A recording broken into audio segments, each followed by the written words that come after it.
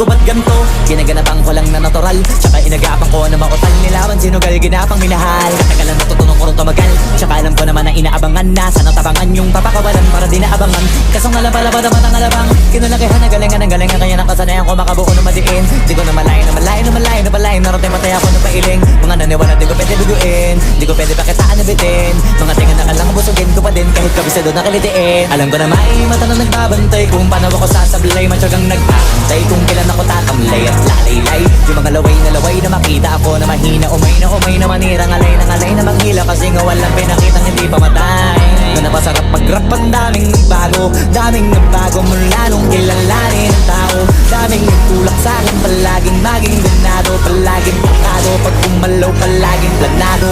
Daming pasabog, kailangan pag malawak ang sakop. Ikaw din ang talo sa laban, pag nabalot ng takot. Kung saan ka aabot, ako din lahat ng mahahakot. Yung dami ng pagod ay may sukli pag di ka madamot. At kung di ko tinaga, baka nauwi na sa bala. Ganito pala to kalala, kita mo naman na napala. Paano ko hindi ko ginawa, yung iba di makahalata. Malaki na ang nakataya, marami na pwede mawala. Kaya di na pwede pamaya, hindi pwede puro mamaya. Baka sa huli mapahiya, totoo na parang himala lang siya mula sa iba ba't tiningala. Matagal ko din na kinapakadagawa, di madapa yung kalidad mo na kita pinabano. Marami pa nagdududa, puro kilos ang inuuna. Ngayon kita mo nang bumunga, tumutubo na. Pakarami ko nakukuha, pero di pa rin nalulula.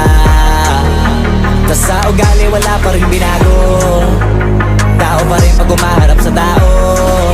Pero pag usapang rap pa, iba-iba ko. Literal na may bago kong naabangan sa tuwing may ilalabas na bago. Yan ang ginawang pambawi sa nakikinig palagi, para mas lalo sila ganahan.